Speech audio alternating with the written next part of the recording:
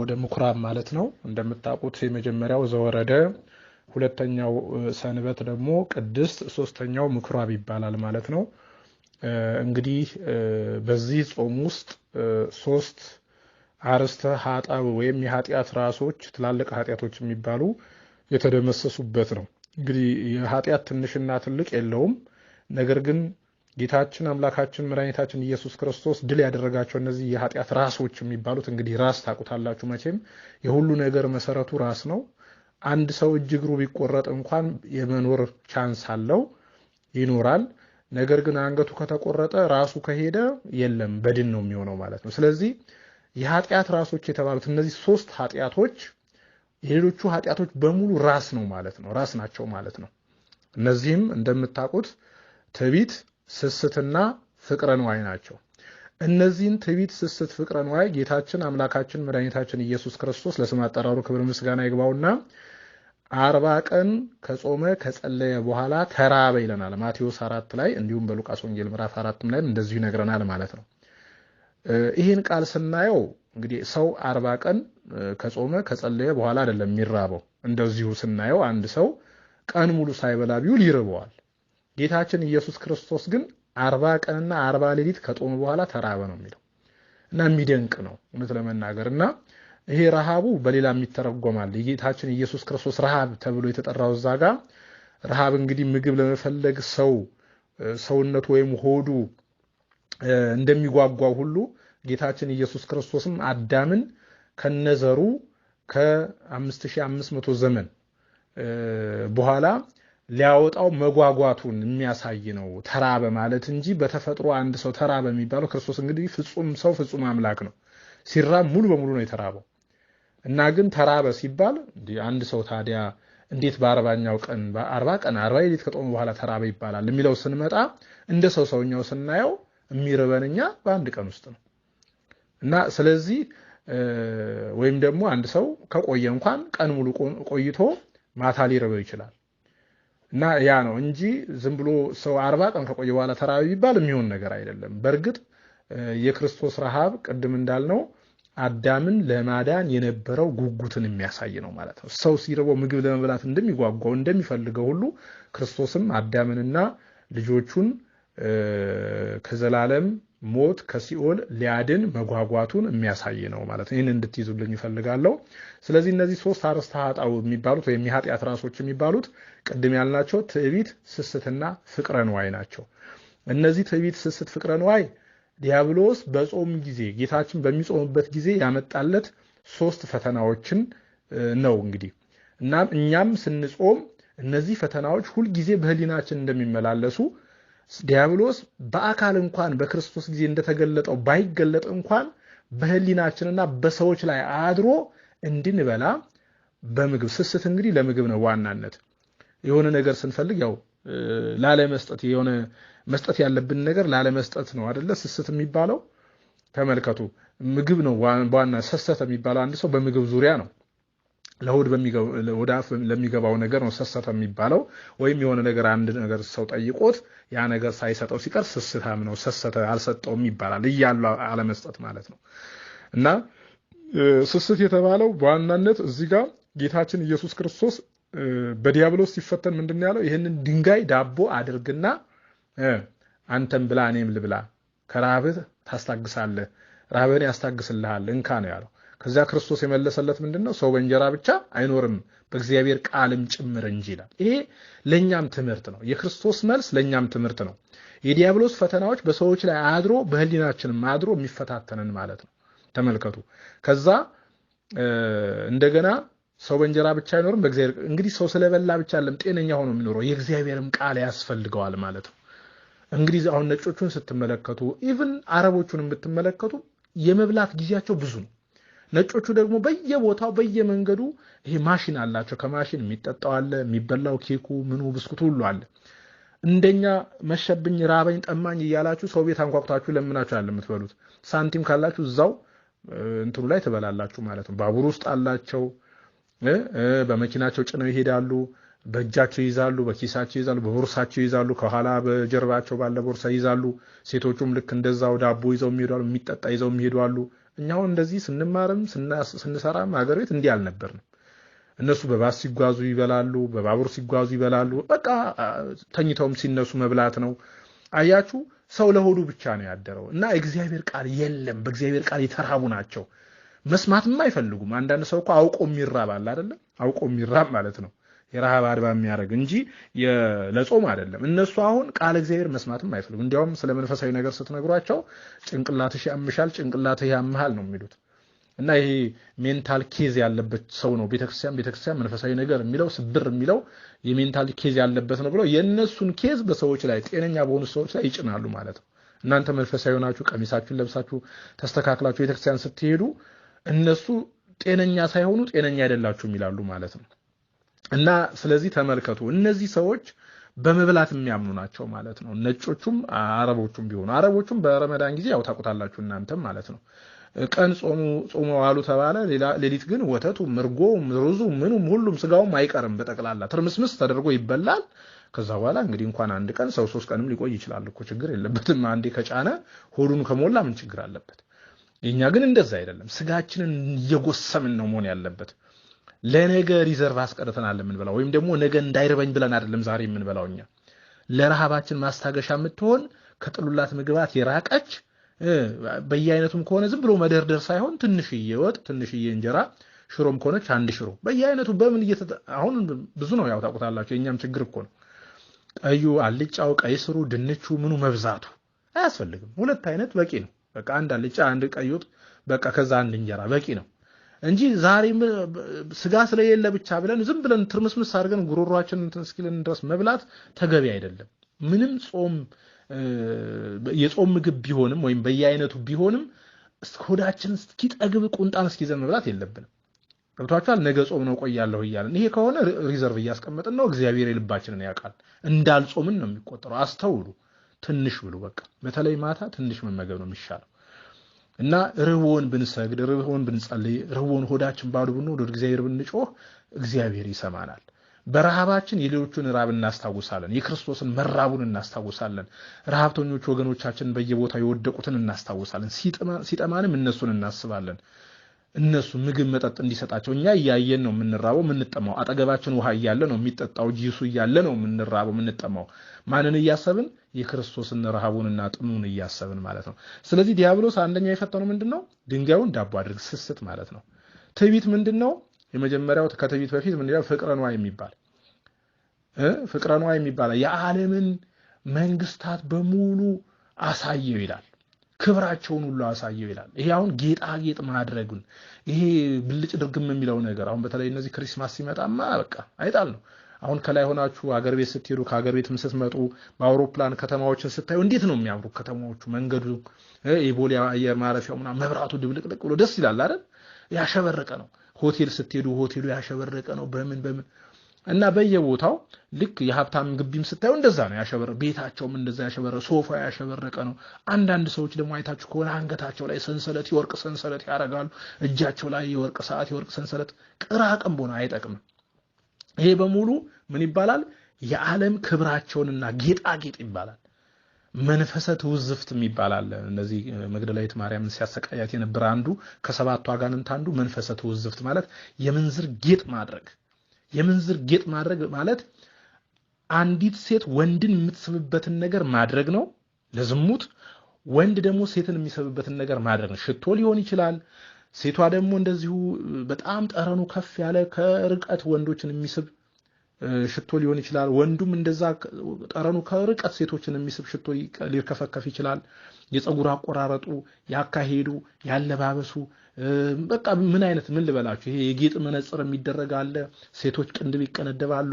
እናንተን እንኳን ተነግሮ የማያልቅም መቼም ቻሉት ነው እንጂ የፀጉሩም የአርቲፊሻል ጥፍሩም የምኑም ይሄ ሁሉ የምንዝር ጌጥ ነው የሚባለው። አይጠቅምም። በቃ ሴት ልጅ ውበቷን ትጠብቃለች። አዎ ግን በሚገባ ልብስ እንኳን ራሱ በሚገባ ትልበስ ነው የሚለው ቅዱስ ጳውሎስ። ትሸፋፈን ነው የሚለው። ሴት ልጅ ራሷን መጠበቅ አለባት፣ ክብሯን መጠበቅ አለባት። ሴት ልጅ እኮ እግዚአብሔር ቃል ኪዳኑን ለአብርሃም የገባለትን ቃል ኪዳን የሚፈጽምባት ማህፀኗን ዓለም አድርጎ 9 ወር ከ5 ቀን ልጅ ተጸንሶ እንዲወለድ ስራውን የሚሰራባት ክብርት ናት ሴት። ራሷን እንዲህ ነው መጠበቅ ያለባት። እንዴት ነው እናንተ አሁን ወርቃችሁን ወይም እንቋችሁን ዝም ብላችሁ መንገድ ላይ ትጥላላችሁ እንዴ? ማንንም በሚያየው ላይ ትጥላላችሁ እንዴ? አይጣልም አይደል? ተመልከቱ። ስለዚህ ሴት ልጅ ከእንቁም በላይ ናት በቃ። ምክንያቱም ወንድ ቢባል ጀግና ቢባል ሰማዕት ቢባል ጻድቅ ቢባል የሚወለድባት እዛ ውስጥ እግዚአብሔር ፍጥረቱን የሚሰራባት ናት። ተመልከቱ። ምንም እንኳን ምክንያቱ የወንድና የሴት ተራክቦ ቢሆንም ወይም ግንኙነት ቢሆንም ግን ወንድ ሴት ሰው ይሁን ብሎ እዛች ማህፀን ውስጥ ስራውን የሚሰራው ማን ነው? ኃያሉ ቅዱስ እግዚአብሔር ነው። እንደው ራሳችሁን አክብሩ እንጂ ሴቶች እህቶቼ፣ በእውነት ራሳችሁን አክብሩ። በቃ ማህፀን እኮ ወንድ እኮ አይወልድም፣ በማህፀን ጸንሶ ልጅን እኮ አይዝም። በቃ ይሄ አርቲፊሻል ምናምኑን ተውት፣ የፈረንጆቹን እግዚአብሔርን መደፋፈር ተውት። እናንተ እግዚአብሔር ማህፀንን የሰራላችሁ ጡት የሰራላችሁ እግዚአብሔር ለአብርሃም የገባለትን ለነሙሴ ለነኖህ የገባላቸውን ቃል ኪዳን የሚፈጽምባችሁ የተከበራችሁ የእግዚአብሔር አዳራሾች ናችሁ እኮ። እንዴት ነው ይሄንን አዳራሽ በንጽህና ማጠብቁት? ምንድነው ግልጥልጥ ማለት? እምብርት ማሳየት፣ ይራስ ራቁት መሆን። አያችሁ፣ የተከበረ ነገር በጥንቃቄ ነው የሚያዘው። በጥንቃቄ በቃ የእግዚአብሔር ስጦታ። አያችሁ፣ እንኳን ለራሳችሁ እናንተ ለኛ ለወንዶቹ የተሰጣችሁ እንቋችን ናችሁ። በቃ ክብራችን ናችሁ። ይሄ ነው ሰው ማሰብ ያለበት። እኔ እናቴን ማከብራት ከእናቴ ማህፀን እግዚአብሔር እንዴት ሰርቶ እንዳወጣኝ ነው። በአምሳሉ በአርአያው እንዴት እንዳከበረው የእናቴን ማህፀን እግዚአብሔር የተመሰገነ ይሁን። እግዚአብሔር ከፈለገኛን አይጣሩ አርጓ ይሰራን ነበር እንዴ? እንስሳ አርጓ ይሰራን ነበር? ምንም ክብር የሌለን ማለት ነው። ጣፊዎች ማረግ ይችል ነበር። በአርአያው በአምሳሉ ፈጥሮ ገነት መንግስተ ሰማያትን አዘጋጅቶልን እንደው እኮ የሚደንቅ እኮ ነው። ታዲያ ይሄንን ሲፈጥረን ታዲያ ዝም ብሎ ከሰማይ አላወረደን። ከእናቶቻችን ማህፀን ከእናንተ ከእህቶቻችን ከእናቶቻችን ማህፀን ነገ ልጆች የሚወለዱ ናቸው። እና ይሄንን ሰውነታችሁን ጠብቁ። ለዛ ነው እንጂ ቤተክርስቲያን እንዲህ ራሳችሁን አክብሩ ነው እንጂ የምትለው ህግ እያጠበቀችባችሁ አይደለም። እንደዛ አታስቡ እህቶች። በቃ ነጠላ ልበሱ፣ ተሸፋፈኑ፣ ራሳችሁን ጠብቁ፣ የሚወጣጥር ነገር አትልበሱ። ተውባካችሁን ስጋችሁን አክብሩ፣ በስጋችሁ እግዚአብሔርን ቀድሱት የሚለው እነ ቅዱስ ጳውሎስ እኮ የሚጮሁት ለዚህ እኮ ነው። በሰውነታችሁ እግዚአብሔርን ቀድሱት ማለት የራሳችሁ ሰውነት እግዚአብሔር ያከበረው ነው። ቤተ መቅደስ ነው። ቤተ መቅደስ እኮ በንጽህና ነው የሚያዘው። ምንጣፉ ጸድቶ፣ መጋረጃው ጸድቶ፣ እጣኑ ምናምን እንደዚህ መሬት ላይ ሲፈስ ራሱ በደንብ ተጠርጎ ተወልውሎ ነው የሚቀመጠው የሚዘጋጀው። ቤተ መቅደስ ሴት ልጅ እንደውም የሰው ልጆች መፈጠሪያ ቤተ መቅደስ ናት እኮ። እንዴት ራሳችሁን አታከብሩ በእውነት? እና ስለዚህ ያ ነው ዛሬ ፋሽን ተብሎ ተገልብጦ ሰው ራሱን ሲያጠፋ እናንተ ማብራችሁ ራሳችሁን ታጠፋላችሁ። እነ ቻይና ባመጡት ጣጣ፣ አሜሪካኖች፣ ሌሎች አውሮፓውያን ባመጡት ቅራቅንቦ ነገር ራሳችሁን ትጥላላችሁ እንዴ? እነዚህ እኮ እስላሞቹ እኮ ከኛ የወሰዱት ነው እኮ። ከሙሴ የወሰዱት ህግ እኮ ነው። ከቤተክርስቲያን የወሰዱት ህግ እኮ ነው። የመሸፋፈን ምናምን ከየት አመጡት እነሱ? አሳማ ለመብላት ምናምን እኮ ከዛው ከሙሴ ህግ የተወሰደ እኮ ነው። ሌላ ነገር አይደለም። የሙሴ ህግ የነበረው የተሻረውንም ነው አሁን የሚጠቀሙበት እንጂ እነሱ እንደው ይሄ የተሻረው ያልኳቸው አሁን ለምሳሌ እንደው ሰውን መውገር አያችሁ፣ ኃጢአት ከሰራ ዝምቡት ከተገኘ ሴት ልጅ በድንጋይ ትወገር ምናምን የሚለውን እስላሞቹ ያጸድቁታል፣ ይሰሩበታል። እሱ ግን የተሻረ ህግ ነው። ሰው ኃጢአት ከሰራ ንስሐ ይገባል፣ ኃጢአቱ ይሰረይለታል። ዳግም ያንን ኃጢአት አይሰራም ማለት ነው። ሌላ ኃጢአት ሊሰራ ያንን ከሰራ እንደ ውሻ ነው የሚቆጠረው። እና ስለዚህ ፍቅረ ንዋይ ማለት የዓለምን ጌጣጌጥ መውደድ ይሄ ቅራቅም በሆን ደግሞ ይሄ ምንድነው የሚባል ሂዩማን ሄር ነው የምትሉት እንደዛ ነገር ይሄ በቃ ለኛ ያልሆኑ ነገሮች ማለት ነው። ይሄ እግዚአብሔር አይወደውም። አንድ እና ወርቁ ሀብቱ ምኑ ሰርተን የምናገኘው ከሆነ በቃ ይበቃናል። አንዳንድ ሰው አልጠግባይ ነው። ፓንቱ 9 ፓንት 10 ፓንት፣ ሱሪው 9 10፣ ቲሸርቱ እንደዛው፣ ጫማው እንደዛው። ደግሞ ያደርጉትም አንዳንዶች ወደውም አይደለም ያስገዛቸውና ገንዘባቸው ሙልጭ አስደርጓቸው አጅሬ እግዚአብሔር ይገስጸውና ከዛ በኋላ ለምን ገዛሁት ግን ይላሉ። መልሰው መሸጥ እንኳን የማይችሉዋል። በብዙ ብር በብዙ ገንዘብ ገዝተውት ማለት ነው። እና ይሄ ፍቅረ ንዋይ ብቻ ማነው? ይሄ ፍቅረ ንዋይ የሚባለው ይሄ ምንድነው? የዓለምን ጌጣጌጥ መውደድ፣ ቅራቅንቦ ነው ብልጭልጭ ያለውን ነገር በሙሉ መሰብሰብ። አያችሁ አይጠቅምም። 2-3 ካላችሁ ጫማም 2-3 ካለ በተለይ ይሄ በረዶ ያለበት ሀገር ከሆነ የብርድ ጫማ ያስፈልጋል። የበጋ ጫማ አንድ፣ ከዛ የቤት ውስጥ ሰንደል ምናምን ጫማ። ከዛ ውጪ ምንም ይሄ ቅራቅንቦ ነገር መሰብሰብ ያስፈልጋል። ምናልባት የሥራ ልብስ የሥራ ጫማ ሊኖረን ይችላል። ከዛ ውጪ ለቤተክርስቲያን የምናደርገው ለጸሎት ቤት የምናደርገው የራሳችን የተለየ መሆን አለበት ማለት ነው። ይሄንን ነው ማድረግ ያለብን። ሌላው ትዕቢት ነው። ይህንን የዓለምን ጌጣጌጥ በሙሉ አሳይቶ ክብራቸውን ሁሉ አሳይቶ አለው። ከዛ ወድቀ ብትሰግድልኝ አለ። ይሄ ትዕቢት ነው። አያችሁ ወድቀ ብትሰግድልኝ እነዚህን ሁሉ እሰጥሃለሁ አለ። ወድቀ ብትሰግድ ዛሬ ሰው ስገዱ ስትሉት ያመዋል፣ ጉልበቱን ያመዋል፣ ጨጓራውን ያመዋል። ጾም ሲባል እንደዛው በሽተኛ ነው። ጸልይ ሲባል እግዚአብሔር የማያውቀው ነገር የለም ይላል። ስንፍናችን አይጣል ነው። ተመልከቱ። ሌላው ደግሞ ትዕቢት የሚባለው ነገር ምንድነው? አድርግ የተባለውን ሰው አለማድረጉ ራሱ ትዕቢት ነው። እንደገና እሺ ብሎ አለማድረግም ትዕቢት ነው፣ አለመታዘዝ ነው። ተመልከቱ። እግዚአብሔር ያለው ምንድነው? ለኔ ብትታዘዙ ምን ይላል? የምድርን በረከት እሺ ብትሉ ለኔ ብትታዘዙ የምድርን በረከት ትበላላችሁ። እምቢ ብትሉ ብታምጹም፣ ይሄ ነው ትዕቢት ማለት። እምቢ ብትሉ ብታምጹም ለኔም ባትታዘዙ ሰይፍ ይበላችኋል ይላል ትንቢተ ኢሳይያስ ምዕራፍ 1 ላይ ነው የምናገኘው። እና ስለዚህ ሰው እሺ ብሎ በቃሉ እንኳን በስራ የማይተረጉም ከሆነ ውሸታም ነው፣ ትዕቢተኛ ነው፣ ይቀልዳል ማለት ነው። በቃ ይሄ እያፌዘ ነው ማለት ነው። እኛ አሁን ቤተክርስቲያን ስንሄድ ቃል እግዚአብሔር ስንሰማ ወይኔ እንደው እግዚአብሔር ይመስገን ምናምን እንላለን። ቤታችን መጥተን ያ ሁሉ እንረሳዋለን። አያችሁ በቃ የለም ከአእምሯችን ይረሳል። ጾም ጥቅሙን እንማራለን፣ እሺ እንላለን፣ አንጾምም። ጸሎት ጥቅሙን እንማራለን፣ እናውቃለን፣ አንጾምም፣ አንጸልይም። ንስሐ ጥቅሙን እንማራለን፣ እናውቃለን፣ አንገባም። ስጋው ደግሞ ጥቅሙን እንማራለን፣ እናውቃለን፣ ግን አንበላም። ስጋውና ደግሞ አንቀበልም። ትዕቢታችን አያችሁት? ይሄ ነው ትዕቢታችን። ከዛም አልፎ ደግሞ አንደበታችን የተገራ አይደለም። ስድብ ብቻ፣ ሐሜት ብቻ፣ ቅናት፣ ተንኮል፣ ግፍ ምናወራው በሙሉ የማይጠቅም ቅራቅንቦ ነገር ነው። ስለዚህ በዚህ ሁሉ በትዕቢት ተነፍተናልኛ። ለኃጢአታችን ንስሐ ለመግባታችን ትልቁ ትዕቢት ሆኖ ተመልከቱ። ከዛ በኋላ ሰዎች እንኳን ወደ ንስሐ ሊመለሱ ምን ከለክል ሰዎች ነን። አንድ ሰው አሁን በወጣትነቱ ስጋው ደግሞ ልቀበል ነው ቢል እንዴ ገና ሮጠሽ ሳትጨርሽ እንዴት ነው እንዴ ሰው እኮ ሲያረጅ ነው ስጋው ደግሞ የሚቀበለው ይላል። ራሱ ስቶ ሌላውንም ያስታል ማለት ነው። ይሄ ትዕቢት ይባላል። ተመልከቱና ለዚህ ነው አሁንኛ በትዕቢት ከታጀርን ቆይተናል። እናንተ ምዕመናን ብቻ አይደለም፣ በቤተክርስቲያን በውስጥ የሚያገለግሉ የቤተክርስቲያን ልጆችም ትዕቢት አይጣል ነው። ዲያቆኑ በካህኑ ላይ ትዕቢት አለው፣ ዲያቆኑ በመዘምራን ላይ፣ መዘምራኑ በምዕመናን ላይ፣ ካህኑ በዲያቆኑ ላይ፣ ካህኑ በመነኩሴው፣ መነኩሴው በካህኑ ላይ እንደዚህ ትዕቢት የታጀረ ብዙ አለ። ሁሉም አይደሉም ግን አለ። ትንሽ ዕውቀት ካለው አንዱን ከበለጠ ትዕቢት ነው። በቃ ምን የተመረቃቃል ያኔ አንተ ጨዋ አይደለ እንዴ? ምን ጨዋ እኮ ነው። ምን ተምረሃል? ንቀት። እሳቸው አውቃቸዋለሁ። እንደዚህ አይነት ንቀት ይሄ ትዕቢት ነው። ሰውን አይንቅም። ሁሉም በተሰጠው ያገለግላል። ሁሉም ሰው መልክን አይቶ የሚጸየፍ አለ፣ መልክን አይቶ የሚወድ አለ፣ ዘርን አይቶ የሚወድ አለ፣ ዘርን አይቶ የሚጸየፍ አለ። ተመልከቱ። ዕውቀቱን አውቆ የሚጠጋ አለ፣ ዕውቀቱን አውቆ የሚሸሽ አለ። አያችሁ? እንደዚህ ዘርን አይቶ ይሄ ዘረኝነት በክርስቶስም ጊዜ እኮ ነበረ። ፈሪሳዊነት፣ አይሁድነት ተመልከቱ። እነዚህ ደግሞ ምንድነው የሚባሉ አሉ? ይሄ ሰዱቃውያን የሚባሉ ትንሣኤ ሙታንም የለም መንፈስ ቅዱስም የለም መልአክም የለም የሚሉ ከሃዲዎች ደግሞ ነበሩ። ልክ እንደዛም ደግሞ አለ አሁን በቃ ምንም የለም የሚል ዝም ብሎ ምድር የሚኖር ማለት ነው። እንዳገኘ የሚበላ እንዳገኘ የሚጠጣ። ጾም በሉት አይመለከተው፣ ጸሎት አይመለከተው። ምንድነው ስትሉት ኦርቶዶክስ ነኝ ይላል። ማተም ያርጎ ሊዞር ይችላል፣ ግን ምንም ስለ ቤተክርስቲያን አይደንቀውም። እና እንደዚህ አይነት ሰዎች አሉ። እንዴት እንደተፈጠሩ ከየትም እንደመጡ እንጃ እግዚአብሔር ያውቀው። እንደዚህ አይነት ሰዎች አሉ ምንም የማይመስላቸው።